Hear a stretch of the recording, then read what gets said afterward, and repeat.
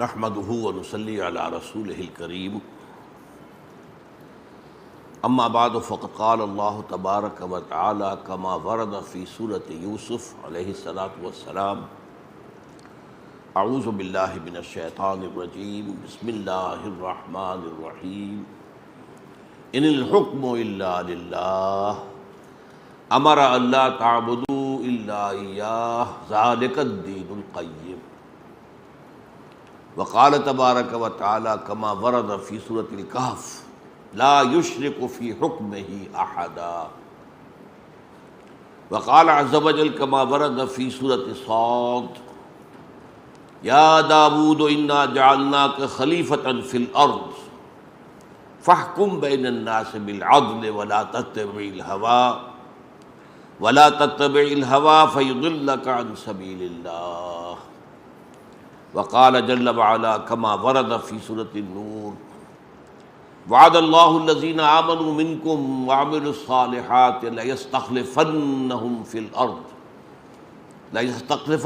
في الأرض كما استخلف الذين من قبلهم وليمكنن لهم دينهم الذي ارتضى لهم وليبدلنهم من بعد خوفهم أمنا يعبدونني لا يشركون بي شيئا ومن کفر بعد ذلك فاولئک هم الفاسقون وقال عز وجل كما ورد في سورة الحجرات یا ایھا الذین آمنوا لا تقدموا بین یدی اللہ ورسولہ واتقوا اللہ ان اللہ سمیع علیم صدق اللہ العظیم رب اشرح لی صدری ویسر لی امری واحلل عقدۃ من لسانی یفقہوا قولی اللہم ربنا الہمنا رشدنا واعذنا من شرور انفسنا اللہم ارنا الحق حقا وارزقنا اتباعہ وارنا الباطل باطلا وارزقنا اجتنابہ آمین یا رب العالمین۔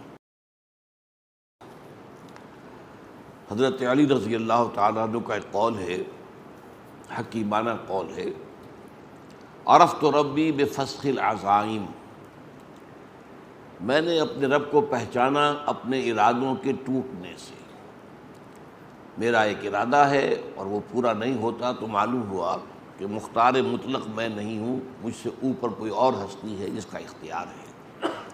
تو میں نے اپنے رب کو پہچانا اپنے ارادوں کے ٹوٹ جانے سے۔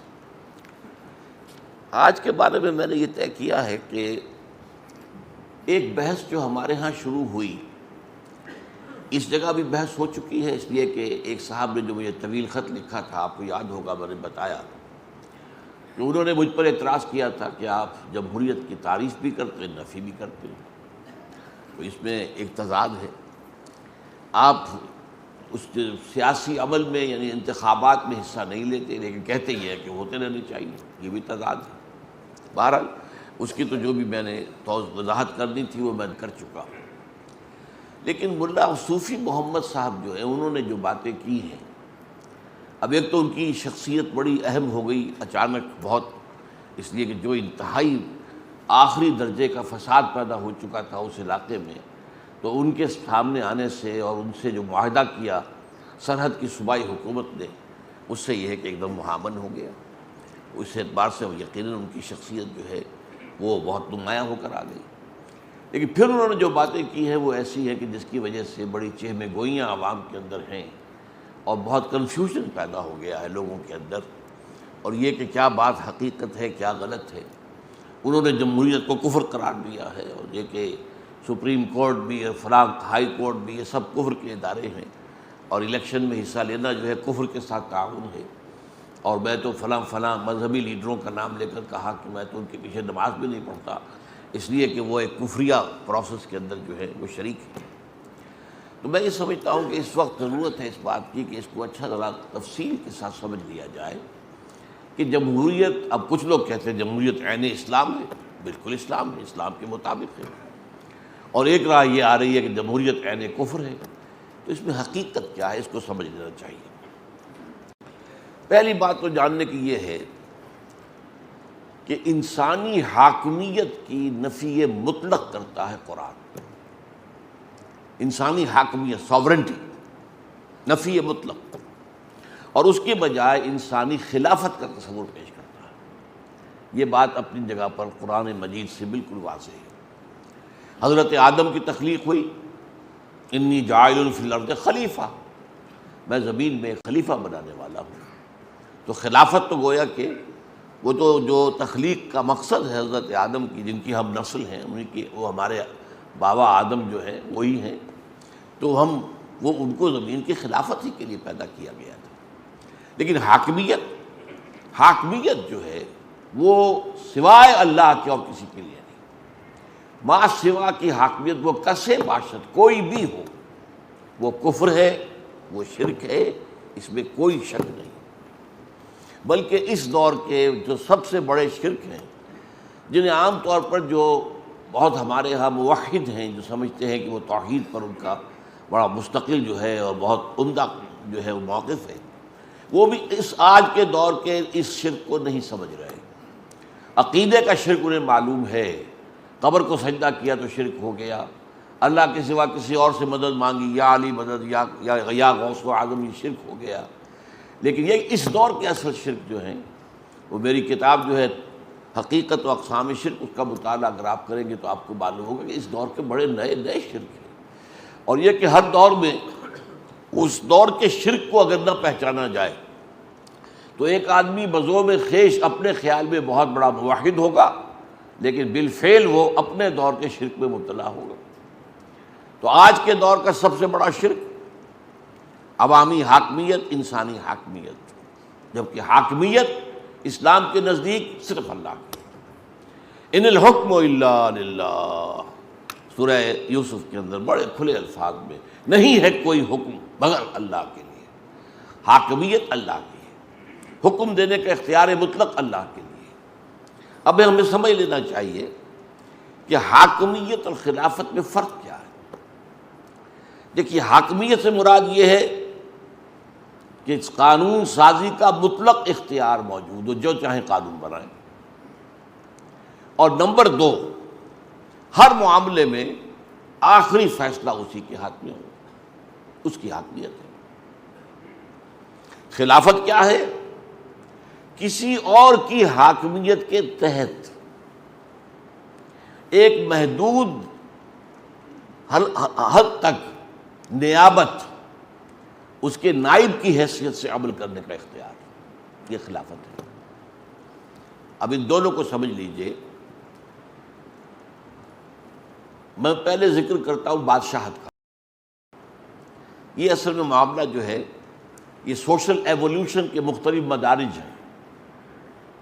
ایک زمانہ تھا کہ ہمارے آباء و اجداد جو تھے وہ کوئی غاروں میں رہتے تھے، کوئی نظام کوئی تھا ہی نہیں، نہ سیاسی نظام، نہ کوئی معاشی نظام، کچھ بھی نہیں۔ اس کے بعد پھر بنا، قبیلہ بن گیا، قبیلے میں اختیار اس کے سردار کے ہاتھ میں آ گیا، اس کی بات ماننی پڑے گی، سردار ہے، اس قبیلے کی یہ ریت ہے، آپ اس قبیلے سے ہیں، آپ کو اس کی پابندی کرنی پڑے گی۔ تو گویا کہ جیسے جیسے نظام بڑھا تو پابندیاں لگنی شروع ہوئی۔ اس کے بعد آیا معاملہ سٹی اسٹیٹس، 2 3 4 5 قبیلے آ کر ایک جگہ پر آباد ہو گئے۔ اب ہر قبیلہ اپنی جگہ پر انتظامی ایک یونٹ ہے، ہر قبیلے کا سردار ہے، وہ اپنی جگہ پر انتظامی یونٹ ہے۔ پانچوں کے درمیان کیا معاملہ ہوگا؟ اب یہاں سے دستور کا معاملہ شروع ہوا کہ کوئی قواعد ہوں گے، یہ پانچوں کے درمیان معاملات کیسے طے ہوں گے، کون طے کرے گا، کس کو کیا اختیار ہے۔ اب یہاں پر معاملہ جو ہے گویا کہ اگلی سیڑھی آ گئی۔ اس کے بعد آپ کو معلوم ہے کہ عظیم امپائرز بھی قائم ہوئی، حکومتیں، شہنشاہیتیں۔ اب میں اس دور کی بات کر رہا ہوں جب کہ انسان بادشاہت کے تصور سے آشنا ہو گیا تھا، گویا کہ وہ پریلیمنری سٹیجز سے گزر کر بادشاہت تک آ گیا۔ اب بادشاہت ایک تھی اسلامی بادشاہت، ایک تھی کافرانہ بادشاہت۔ بادشاہت مشترک ہے۔ اسلامی بادشاہت کی مثال حضرت داؤد علیہ السلام بادشاہ تھے، لیکن وہ اسلامی بادشاہ تھے۔ اسلامی بادشاہ کو خلیفہ کہیں گے۔ اسی لیے میں نے آپ کو آیت سنائی ہے سورہ صاد کی، یا داؤد انا جعلناک خلیفۃ فی الارض، حالانکہ وہ بادشاہ تھے، ان کا بیٹا بادشاہ بن گیا، ابھی گویا کہ کوئی نظام اور تو تھا ہی نہیں وہاں پر۔ ان کے انتقال کے بعد ان کا بیٹا حضرت سلیمان علیہ السلام وہ بادشاہ بن گیا، تو گویا کہ خاندانی نظام چل رہا تھا۔ اور اس کے بعد حضرت سلیمان کے دو بیٹوں میں سلطنت تقسیم ہو گئی، ایک حصے کا ایک بیٹا جو ہے بادشاہ بن گیا، دوسرے حصے کا دوسرا بیٹا بن گیا۔ تو یہ بادشاہت تھی، لیکن یہ بادشاہت خلافت تھی۔ کس معنی میں؟ کہ داؤد ہوں یا سلیمان، خود بھی اللہ کے حکم کے پابند تھے اور اسی کے حکم کو نافذ کر رہے تھے، یہ خلافت ہو گئی۔ اپنا انہوں نے دعویٰ نہیں کیا کہ ہم مختار مطلق ہیں، جو چاہے فیصلہ کریں، نہیں، حاکم اللہ ہے، ہم خلیفہ ہیں، ہم اللہ کے نائب ہیں۔ اللہ کا جو حکم آتا ہے، اور یہ ظاہر بات ہے کہ اللہ کا حکم براہ راست انہی کے پاس آ رہا ہے نا، کیونکہ وہ نبی ہے۔ آج کل جسے آپ کہتے ہیں ہاٹ لائن پر رابطہ قائم ہو رہا، تو گویا کہ ایک ہاٹ لائن تھی حضرت داؤد اور اللہ کے درمیان، جس سے وحی آ رہی ہے، احکام آ رہے ہیں۔ اس حضرت سلیمان کو وحی آ رہی ہے، احکام آ رہے ہیں۔ تو اگرچہ یہ بادشاہ تھے، داؤد بھی سلیمان بھی علیہ السلام، لیکن یہ خلیفہ تھے۔ اب ہم کہہ سکتے ہیں اسلامی بادشاہ، یہ گویا کہ اسلامی بادشاہت تھی یا خلافت تھی۔ یہ دونوں الفاظ جان بوجھ کر میں بول رہا ہوں تاکہ بعد میں جو باتیں مجھے کہنی ہیں وہ واضح ہو جائیں۔ اب ان دو کے برعکس آئیے، نمرود اور فرعون، یہ بھی بادشاہ تھے، لیکن یہ خدائی کے حقوق کے دعوے دار تھے، ہمارا حکم چلے گا، جو ہم چاہیں گے کریں گے۔ فرعون کا دعویٰ کیا تھا؟ الیس لی ملک مصر وہذہ الانہار تجری من تحتی، کیا مصر کی حکومت میری نہیں ہے؟ میں بادشاہ ہوں، میں مالک ہوں، اور یہ سارا آبپاشی کا نظام جو ہے، آپ کو معلوم ہے وہاں پر دریائے نیل سے آبپاشی، یہ سارا نظام میرے تحت ہے۔ کیا مانی؟ جس کا چاہوں موگا کھول دوں، جس کا چاہوں بند کر دوں، جس کو چاہوں پانی دوں، جس کو چاہوں نہ دوں، میرا اختیار ہے۔ اس کا نام فرعونیت ہے، یہ کفر ہے، یہ شرک ہے۔ یہ جو بادشاہت ہے جہاں دعویٰ ہو جائے حاکمیت کا، وہ شرک ہے اور کفر ہے۔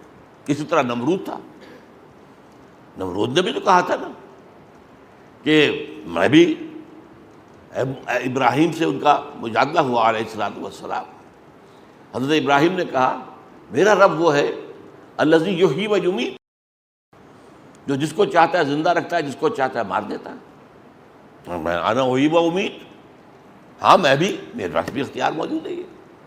اس نے کہیں جیل کے اندر سے دو قیدی منگوائے، ایک کی گردن اسی کو توڑوا دی سب کے سامنے، دوسرے کو چھوڑ دیا، دیکھو میرا اختیار ہے، انا احیی و امیت، میں نے ایک کو زندہ رکھا، ایک کو قتل کر دیا، ہے کہ نہیں؟ پھر حضرت ابراہیم نے اس سے کہا کہ میرا رب جو ہے یاتی الشمس من المشرق فأت بہا من المغرب، میرا رب وہ ہے جو سورج کو مشرق سے نکالتا ہے، تو اگر رب ہے تو مغرب سے نکال کے دکھا۔ فبہت الذی کفر، تو وہ جو کافر تھا وہ مبہوت ہو کر رہ گیا۔ یہ نمرود کی بادشاہی، یہ کفر ہے، یہ شرک ہے۔ فرعون کی بادشاہی کفر ہے، شرک ہے، اسے غیر اسلامی کافرانہ بادشاہی کہہ لیجئے۔ داؤد کی بادشاہی عین اسلامی ہے، اسے اسلامی بادشاہت کہیں یا خلافت کہیں۔ سلیمان کی بادشاہی عین اسلامی ہے، اسے خلافت کہیں یا اسلامی بادشاہت۔ اب اگلی بات سمجھیے، جب تک کہ نبوت چل رہی تھی، آج سے 1400 برس پہلے تک تو جاری تھا نا، تو نبی ہی خلیفہ ہوتا تھا، یعنی خلافت شخصی تھی۔ یہ نوٹ کیجئے لفظ شخصی، پرسنل، ایک عالمی خلیفہ ہے۔ چنانچہ یا داؤد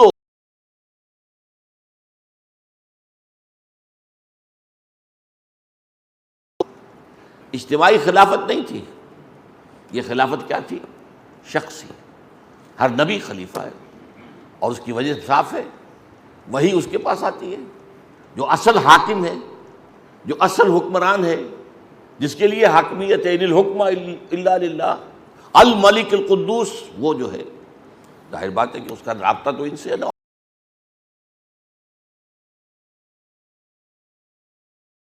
اسے نافذ کرتے ہیں۔ جہاں اللہ کا حکم نہیں ہے وہاں اپنی عقل سے اپنے فہم،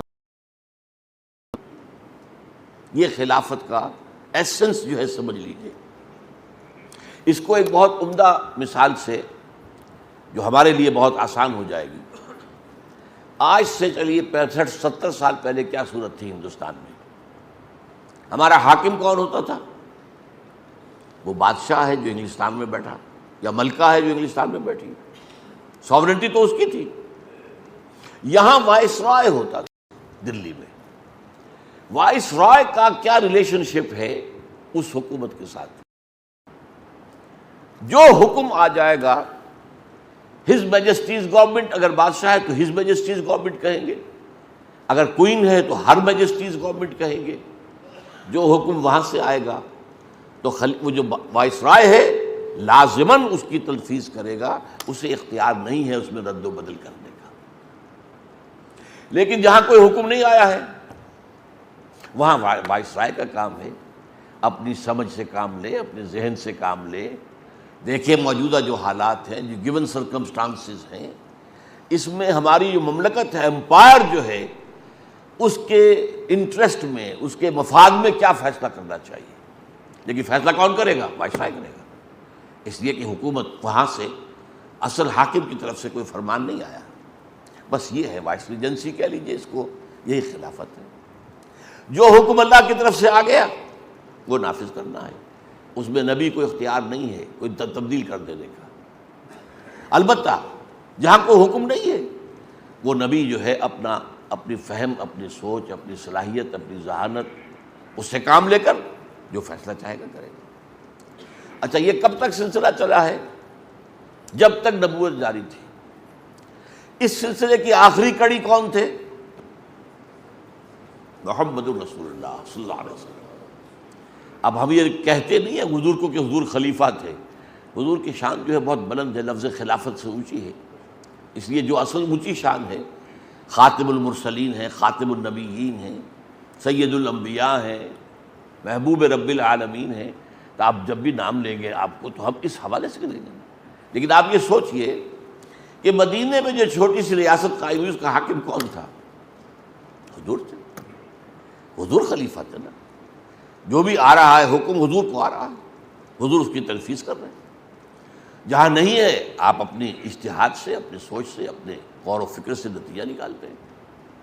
اب یہ بھی ہوتا تھا بعض معاملات کے اندر حضور نے ایک فیصلہ کیا، اللہ تعالیٰ کی طرف سے اس کی نفی ہو گئی، آپ نے ایسا نہ کیجیے، ٹھیک ہے بدل دیں گے۔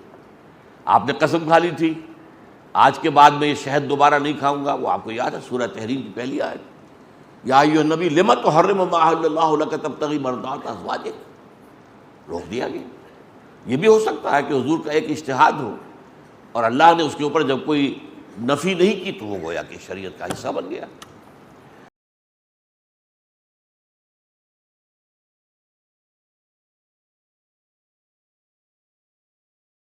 ہاتھ سے، اپنے سوچ بچار سے، اپنے فہم کے مطابق فیصلہ کریں۔ یہ حیثیت رہی ہے حضور کی مدینے کے 10 سال جو ہے ریاست جو بن گئی تھی، جو سن 8 ہجری کے بعد آپ کو معلوم ہے کہ وہ پورے عرب کی حکومت ہو گئی تھی۔ جب قریش بھی جو ہیں انہوں نے اپنی شکست مان لی اور مکہ فتح ہو گیا، تو اگرچہ عرب میں کوئی فارمل حکومت نہیں تھی کہ اس کا صدر مقام مکہ ہو، نہیں، لیکن مکے کو وہ حیثیت حاصل تھی جسے ام القریٰ کہا گیا۔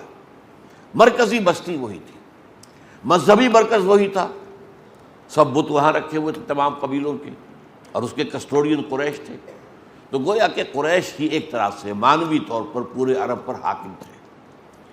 ان کے قافلوں کو کوئی چھیڑتا نہیں تھا، اور کسی کا قافلہ بچ کے نکل نہیں سکتا تھا۔ لوٹ مار یہ تو ان کا پیشہ تھا، کوئی تجارتی قافلہ بچ کے کیسے نکل جائے گا؟ ہاں قریش کا ہے، اس کو ہاتھ نہیں لگانا۔ کیوں کہ ان کے پاس تو ہمارے معبود رکھے ہوئے، ہمارے خدا جو ہے وہ ان کے پاس جو ہے وہ تو یوں سمجھیے کہ ہاسٹیج ہے ان کے پاس، اگر وہاں ان کی گردن مروڑ کر پھینک دے باہر تو ہم کیا کریں گے؟ تو اسی لیے ان کو گویا کہ معاشی اعتبار سے اور سیاسی اعتبار سے فوقیت حاصل تھی پورے عرب کو۔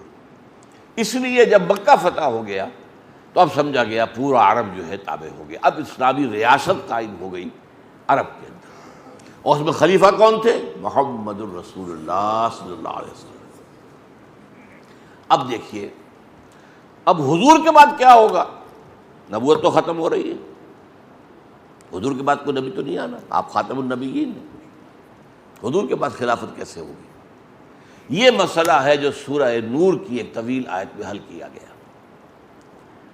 اس میں فرمایا گیا وعد اللہ الذین آمنوا منکم وعملوا الصالحات، اے مسلمانوں اللہ کا وعدہ ہے تم میں سے ان لوگوں کے ساتھ جو ایمان کا حق ادا کریں اور عمل صالح کا۔ یہ دو شرائط ہیں، وعد اللہ الذین آمنوا منکم وعملوا الصالحات، تین وعدے ہیں اللہ کے۔ لَيَسْتَخْلِفَنَّهُمْ فِي الْأَرْضِ كَمَا اسْتَخْلَفَ الَّذِينَ مِن قَبْلِهِمْ، لازماً خلافت عطا کرے گا انہیں زمین کے اندر جیسے کہ ان سے پہلوں کو عطا کی تھی۔ اب یہاں جنہیں تھوڑی سی بھی عربی کی شذ ہے، وہاں تھا یا داؤد انا جعلنا کا یہ واحد کا صیغہ ہے، اے داؤد ہم نے تمہیں خلیفہ بنایا، لہذا لوگوں کے مابین فیصلے کیا کرو عدل کے ساتھ، اپنی خواہش نفس کی پیروی نہ کرنا، وہ تو تمہیں جو ہے اللہ کے راستے سے ہٹا دے گی۔ یہاں جمع کا صیغہ آ گیا، لَيَسْتَخْلِفَنَّهُمْ، ان کو ہم خلافت دیں گے زمین کے اندر جیسے کہ پہلوں کو دی تھی۔ وَلَا يُمَكِّنَنَّ لَهُمْ دِينَهُمُ الَّذِي ارْتَضَىٰ لَهُمْ، اور لازماً استحکام عطا فرمائیں گے زمین میں، تمکن عطا فرمائیں گے ان کے دین کا جو کہ اللہ نے ان کے لیے پسند کر لیا ہے۔ اسلام، ان الدین عند اللہ الاسلام، اللہ نے پسند کر لیا، اس نے تم پر مکمل کر دیا۔ الیوم اکملت لکم دینکم واتممت علیکم نعمتی ورضیت لکم الاسلام الدین، اب دین یہی ہے۔ تو فرمایا اس دین کو اب تمکن حاصل ہو جائے گا، اس کی حکومت قائم ہو جائے گی۔ وَلَا يُبَدِّلَنَّهُم مِّن بَعْدِ خَوْفِهِمْ أَمْنًا، اور بدل دے گا ان کے خوف کی حالت کو امن سے۔ یہ خوف کی حالت سے مراد کیا ہے؟ آپ کو معلوم ہے مدینے کی چھوٹی سی بستی ہر وقت کھٹکا رکھتا تھا کہ ادھر سے کوئی آ رہا ہے، ادھر سے کوئی آ رہا ہے، فلاں قبیلہ حملہ کرنے والا ہے، فلاں قبیلہ حملہ کرنے والا ہے۔ کتنی مرتبہ تو قریش چڑھ کر آئے، پھر اس کے بعد جو ہے غزوہ احزاب، یوں سمجھیے اذ جاؤکم من فوقکم ومن اسفل منکم، وہ اوپر سے شمال سے بھی آئے، جنوب سے بھی آئے، اور پھر یہ کہ جو نجد کا علاقہ تھا اونچا وہاں سے بھی آئے۔ 12,000 کا لشکر، چھوٹی سی بستی، چند ہزار افراد کی بستی اور 12,000 کا لشکر، تو ہر وقت خوف کی کیفیت طاری رہتی تھی۔ لیکن اب جب ظاہر بات ہے جب اللہ کا دین جو ہے متمکن ہو جائے گا زمین کے اندر تو پھر خوف ختم ہو جائے گا، مسلمانوں کی حکومت ہوگی، اختیار اور اقتدار ان کا اپنا ہوگا، لہذا خوف ختم ہو جائے گا۔ تین وعدے اصل میں وہ جسے کہتے ہیں نا، وہ مثال اچھی تو نہیں ہے، ایک میں تین اور تین میں ایک، یہ عیسائی کہتے ہیں کہ وہ تثلیث کو بھی مانتے ہیں، توحید کو بھی مانتے ہیں کہ یہ خدا اور اس کا بیٹا عیسیٰ اور روح القدس، یہ تین بھی خدا ہیں اور تینوں مل کر ایک بنتے ہیں، ایک میں تین اور تین میں ایک۔ تو یہ بات یہاں میں کہہ رہا ہوں کہ یہ ایک وعدہ بھی ہے، تین بھی ہیں، ایک ہی کے اندر ساری بات ہے۔ دین اگر دین کو تمکن ہو گیا تو گویا کہ خلافت مل گئی، اور دین میں تمکن ہو گیا تو مسلمانوں کو تمکن حاصل ہو گیا، اب ان کے لیے جو ہے کوئی خطرہ نہیں، کوئی اندیشہ نہیں۔ اس کے بعد کا ٹکڑا جو ہے بڑا اہم ہے، لیکن میں نے محسوس کیا کہ بعض حضرات اس کو سمجھے نہیں بالکل۔ یعبدوننی لا یشرکون بی شیئا، یہ اصل میں ان تین چیزوں کے نتیجہ جو ہوگا وہ اس کو بیان کیا جا رہا ہے۔ تب وہ میری عبادت کریں گے پورے طور پر، اور تب وہ پاک ہو سکیں گے شرک سے پورے طور پر۔ اگر خلافت کا نظام قائم نہیں ہے تو آپ کی عبادت ناقص ہے۔ آپ کیسے بندگی کر رہے ہیں؟ آپ نماز روزہ تو کر رہے ہیں، لیکن آپ کا قانون کیا ہے جس کے تحت آپ زندگی گزار رہے ہیں؟ وہ تو کافرانہ ہے، وہاں تو اسلامی قانون نہیں ہے۔ آپ کا معاشی نظام کیا ہے؟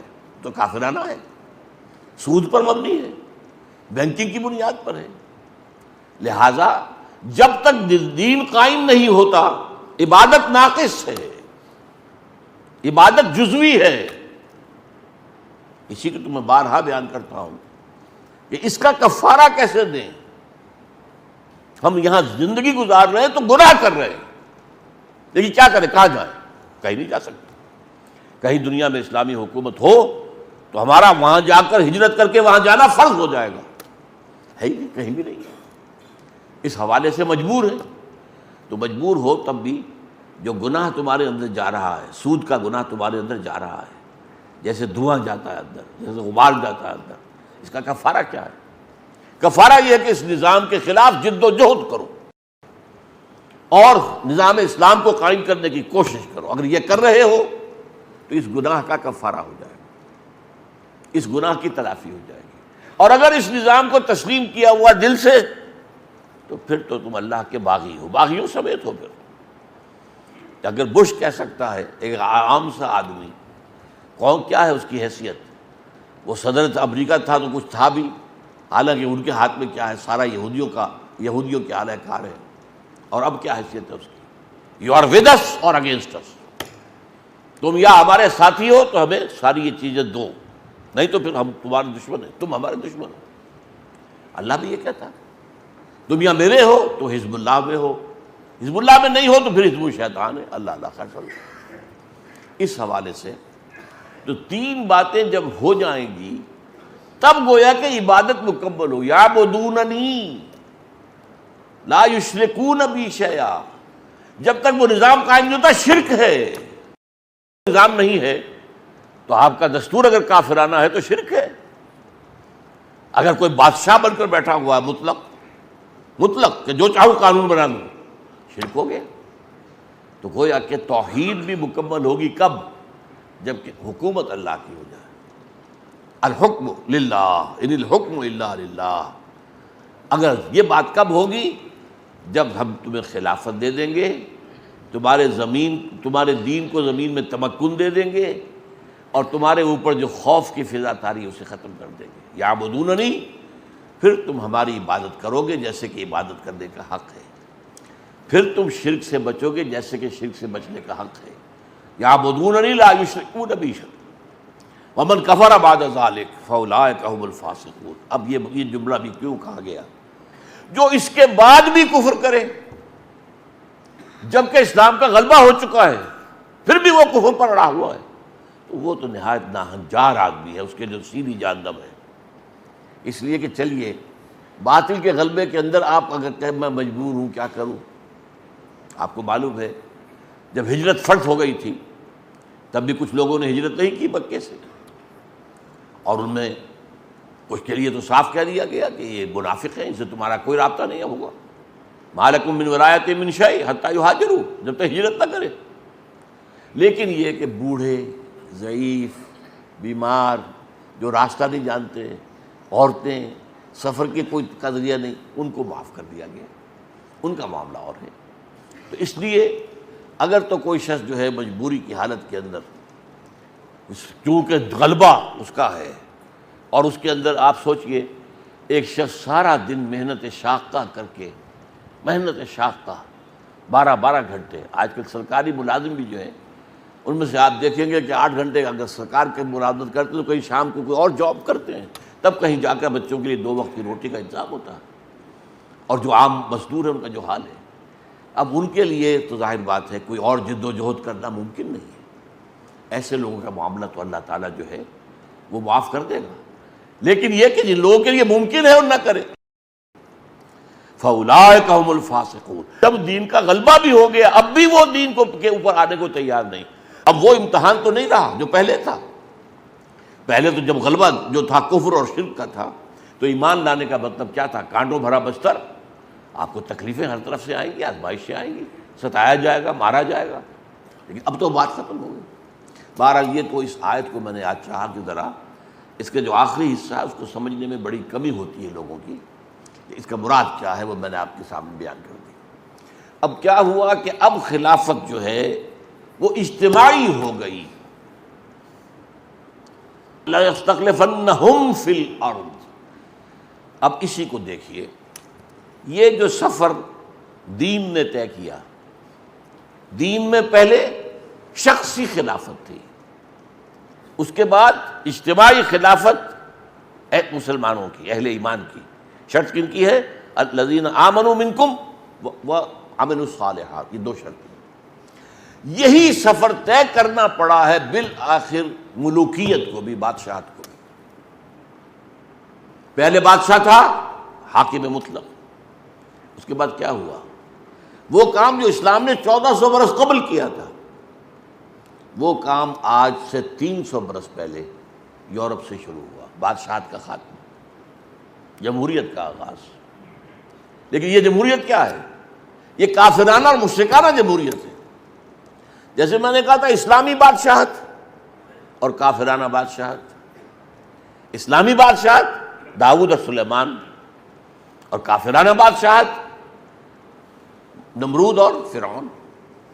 اسی طرح ایک اسلامی خلافت ہو گئی، وہ ہے مسلمانوں کی خلافت۔ ایک ہے انسانی حاکمیت، وہ ہے کافرانہ جمہوریت۔ یہ صاف بات ہو گئی۔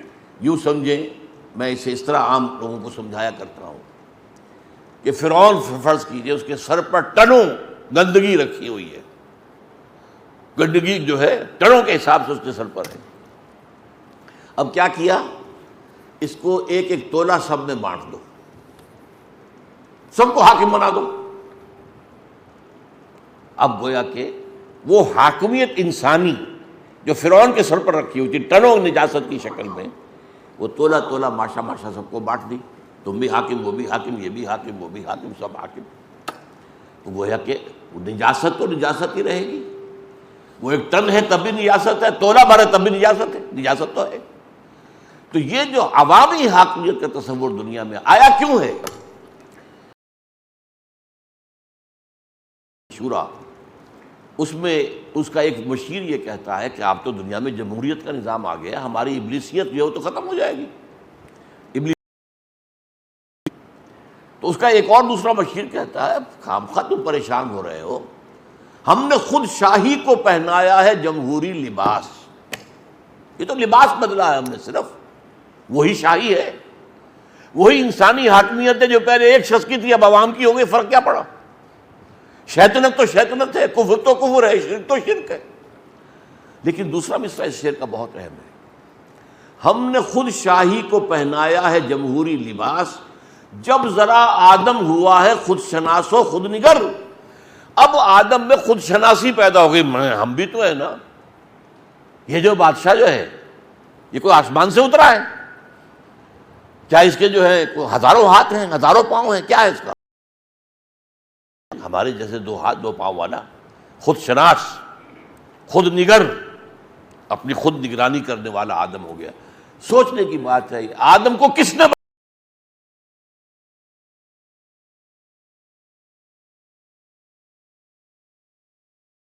سے نکال کر انسان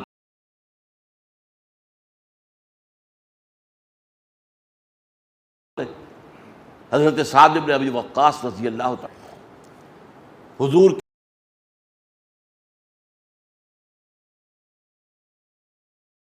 واحد انسان ہیں جن کے لیے حضور نے فرمایا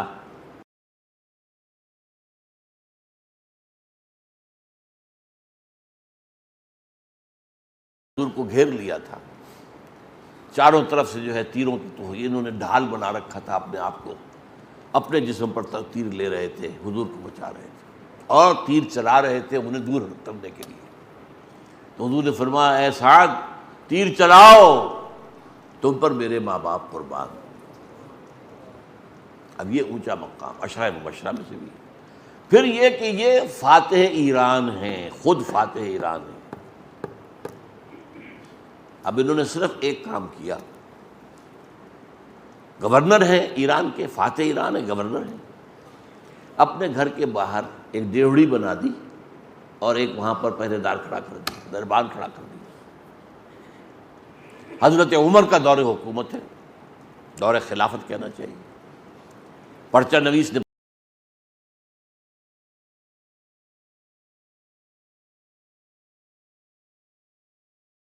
خود بخود جا کر نہ مل سکتا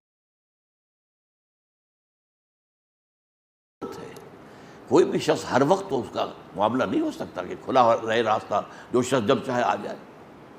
آپ کو معلوم ہے کہ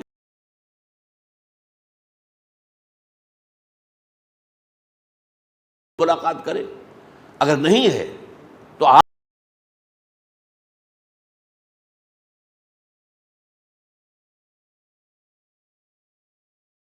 تو لوٹ جاؤ۔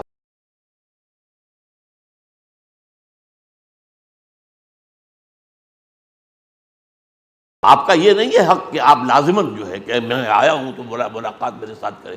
قرآن میں تو یہ تعلیمات بھی ہیں، عام آدمی کے لیے بھی یہ ہے۔ تو ظاہر بات ہے جو گورنر ہے اس کی مصروفیات ہیں، ضروریات ہیں، لیکن اسلام نے جو مقام دیا ہے اس کو سوچئے۔ حضرت عمر نے خط لکھا، اے سعد،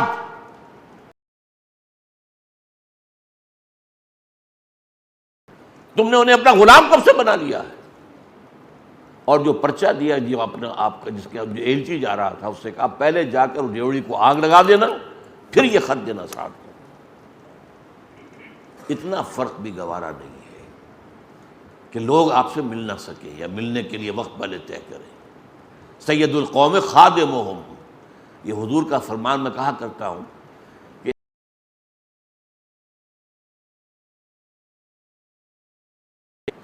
کیا قوم کا سردار خادم ہوتا ہے؟ لیکن خلفاء کو دیکھیے، وہ خادم تھے۔ ان کا فرمایا کہ تم نے لوگوں کو ان کی ماؤں نے آزاد جنا تھا، تم نے انہیں اپنا غلام کب سے بنا لیا؟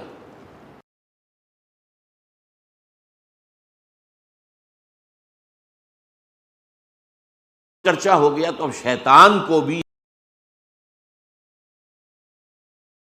چل سکتی، وہ فرعونیت کا دور گیا، وہ نموریت کا دور گیا، اب تو ظاہر بات ہے کہ کوئی عوامی حاکم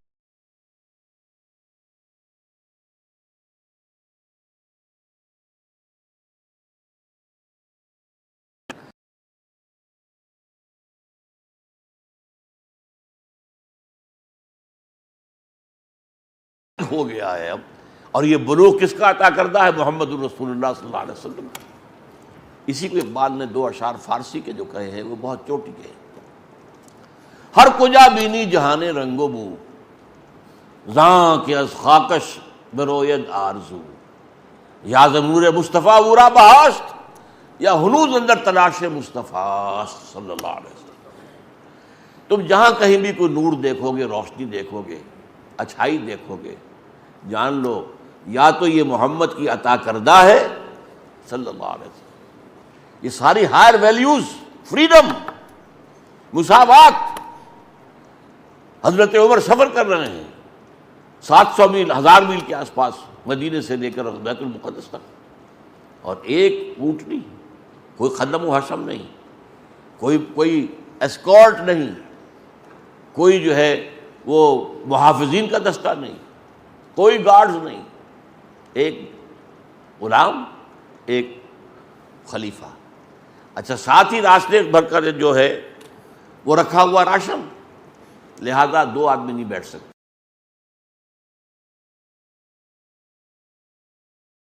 ایک منزل حضور حضرت عمر اوپر بیٹھے ہیں اونٹ پر،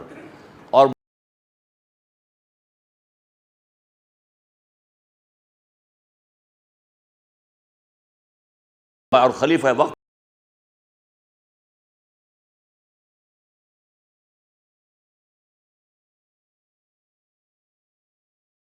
اس مساوات کی مثال پیدا نہیں ہو سکتی۔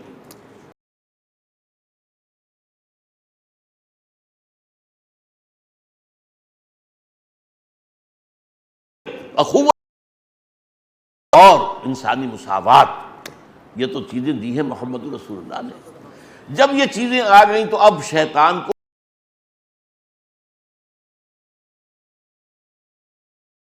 نظام جو ہے اس کے بجائے جمہوری نظام کر دے، وہ حاکمیت انسانی جو ہے ایک شخص کی بجائے وہ عوام کو دے دی جائے۔ یہ ہے اصل میں اسلامی جمہوریت کیا ہوگی؟ اللہ کی حاکمیت کے تحت۔ اور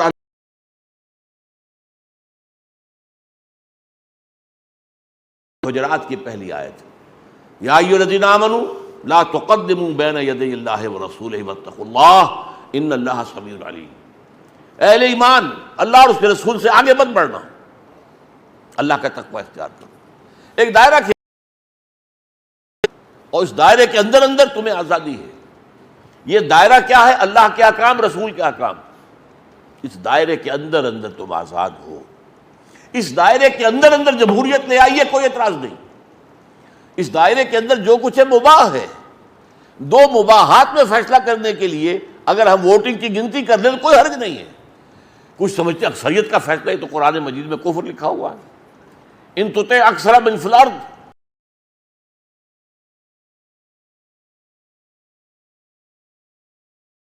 کہ کس لیول پر آئے گا جہاں کوئی قانون سازی جو ہے وہ کی جا رہی ہو اور وہاں یہ نہ دیکھا جائے کہ کتاب و سنت کی حدود کیا ہے، اکثریت کے بعد فیصلہ ہو جائے. یہ کفر ہے، یہ شرک ہے.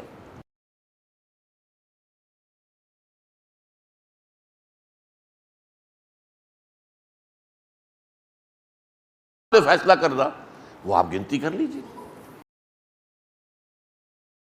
دعوت کا اہتمام کر رہے ہیں، اب وہاں پہ فرض کیجیے طے کرنا ہے مشروب کیا پیش کریں. روح افزا کا دیں یا کیا دیں. ایک چیز تو باہر ہے دائرے سے، شراب نہیں دے سکتے. اللہ خیر صلی اللہ. کسی حرام کو حلال نہیں کرنا، کسی حلال کو حرام نہیں کرنا. دو چیزیں جو مباح ہیں، 7 بھی مباح ہے. اگر کوئی شک ہو سکتا ہے تو کولاز کے بارے میں تو ہو سکتا ہے. وہ جو کوکا کولا وغیرہ، پیپسی کولا ہے، ان کے بارے میں تو ہے کچھ شک کہ ان میں کوئی انگریڈینٹ جو ہے، کوئی اس کے اندر جز جو ہے شاید کا شامل ہے. لیکن یہ جو ہے 7 اپ ہے، ببل اپ ہے، یہ چیزیں جو ہے جو وائٹ کہلاتے ہیں، ان میں کوئی شے حرام نہیں. تو اب اگر روح افزا ہے تو بھی مباح ہے، تو بھی مباح ہے. ان میں فیصلہ کرنے میں گنتی سے کے ذریعے سے فیصلہ کرنے میں قطعاً کوئی حرج نہیں. یہ ہے اسلامی جمہوریت. لیکن اگر آپ بغیر کتاب و سنت کے کسی ریفرنس کے جو چاہیں فیصلہ کر دیں، آپ شراب سرو کریں گے تو کفر ہو جائے گا، غلط ہو جائے گا. یہ ہے اصل میں ایسنشلی میں نے آپ کو بتایا خلافت اور حاکمیت کا فرق کیا ہے. کبھی بادشاہت کی شکل میں خلافت ہوتی تھی، داؤد اور سلیمان. بادشاہت جو ہے وہ کفر اور شرک تھی، فرعون اور نمرود. نبی رہے جب تک نبوت چلتی، ایک شخص جو ہے وہ خود خلیفہ ہوتا تھا، اسے لوگ نہیں منتخب کرتے تھے. ظاہر بات ہے کہ اللہ منتخب کرتے ہیں جس کو چاہتا ہے نبوت کے لیے، بس وہی خلیفہ. اس سلسلے کی آخری کڑی محمد رسول اللہ صلی اللہ علیہ وسلم. نبوت کے خاتمے کے بعد خلافت اب اجتماعی شے بن گئی، کلیکٹیو. لیکن حاکمیت نہیں، عوامی حاکمیت نہیں، اور عوامی خلافت بھی نہیں. خلافت مسلمانوں کی، عوام کی نہیں. کوئی کافر اگر ہے، غیر مسلم، وہ اس میں شامل نہیں ہے خلافت کے اندر. خلافت کا حق صرف اہل ایمان کا ہے. وعد اللہ الذین آمنوا منکم وعملوا الصالحات لیستخلفنہم فی الارض. خلافت ان کا حق ہے جو ایمان اور عمل صالح کا حق ادا کرے. لیکن یہ اجتماعی ہے. اس میں ظاہر بات ہے کہ اس کو مسلمان باہمی مشورے سے چنیں گے. وہ معاملہ جو اللہ کی طرف سے کوئی مامور من اللہ نہیں ہے حضور کے بعد، اب جو بھی ہے مسلمانوں کے مشورے سے بنیں گے. اور ان کا کوئی اختیارات مطلق نہیں ہے کہ جو چاہیں قانون سازی کر دیں، بلکہ اللہ اور اس کے رسول کے حدود کے اندر اندر، ان کے احکام کے حدود کے اندر اندر. اس میں آج کے دور میں کوئی اور بعض مسائل بھی بہت اہم ہیں اس ایشو کے. پریکٹیکل اس کی ورکنگ کس شکل میں ہوگی، کیونکہ آج کل یہ بحثیں چھڑی ہوئی ہیں، تو میں چاہتا ہوں کہ اس پر اور تفصیلی گفتگو ہو جائے انشاءاللہ. بارک اللہ لی ولکم فی القرآن العظیم ونفعنی وإیاکم بالآیات والذکر الحکیم.